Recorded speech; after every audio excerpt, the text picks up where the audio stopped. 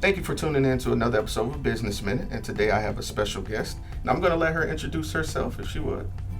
Hi there, I am Erica Singleton, owner and operator of Majority Clothing, as well as Maven Mark Digital, a digital marketing firm here in Mobile.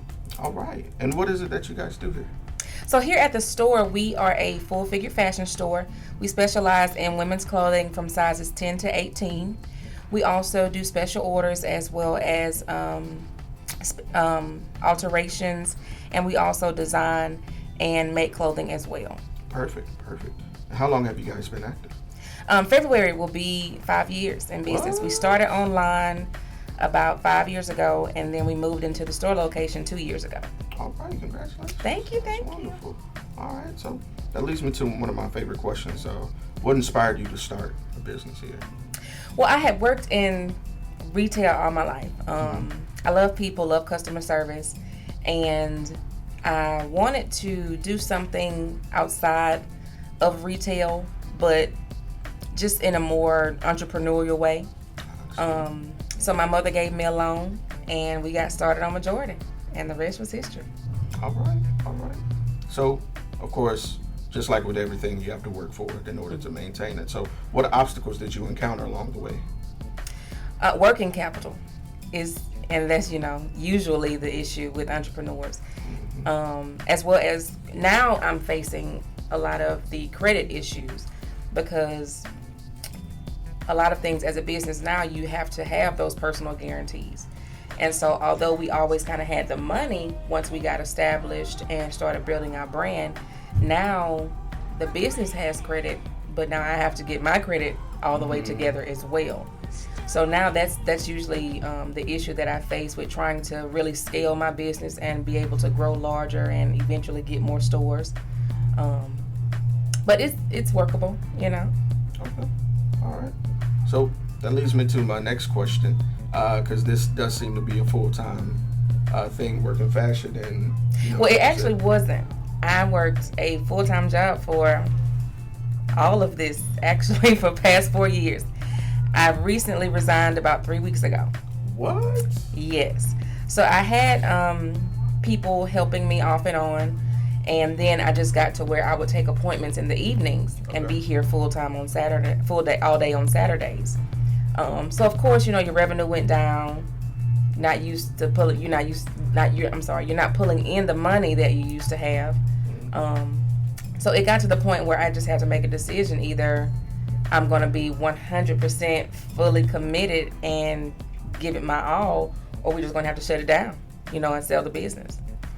So I decided to go ahead and jump in full time. So I'm 3 weeks in, and it's been great.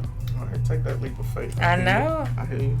All right, so I want to ask as well, with that being the case now, doing it full time now, how do you manage to balance personal life and work? That's been the difficult part, because I have two businesses. I'm a parallelpreneur, so I was also moonlighting for other companies. With the children now being back in school and my husband working full time, I have a lot more time in the daytime to get the things done that I need to do undistracted, and to be able to devote to my family now. Okay. Summertime was a little bit different, everybody's here, everybody wants mama's attention, so that was a little more difficult, but now I've been able to schedule the time that I need to with my family. God bless the school system. Yes, indeed. All right. So let me ask, in these past 5 years, what experience would you find to be the most memorable of all? Most memorable? I'll say our first year store anniversary. We had so many people here. It was just amazing. A couple of friends of mine got together and, made food and brought food and drinks, and we had it was kind of like a showcase of spring wear as well. So I was able to have a lot of inventory, and we sold a lot, and we just had a great time. We just had a great time amongst value customers, that come in all the time.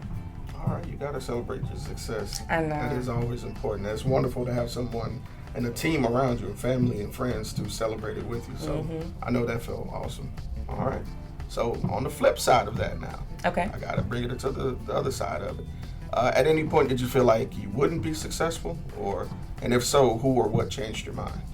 It would have been that period of time where I had to go back to taking appointments. Mm-hmm. You know, you as an entrepreneur, it comes that time where you have to make that decision that I was just talking about. You have to understand that your health insurance is not going to be there. You know, that 401k is not going to be building as it was before and being matched by a company. You know, you're not having that check come in on the 1st and 15th or every other Friday. So that was the scariest point. And I don't think it was something in particular that changed my mind. I always knew I needed to do it, but you know, I fasted and prayed, and I waited on God to talk to me, and He did, and that was when I moved. All right, that's always important. You gotta consult with your spiritual source. Yes, indeed. Yes, ma'am. All right, and so that leads me to my next question. Thinking long term, where would you like to see the business in 1 year, 3 years, and 10 years?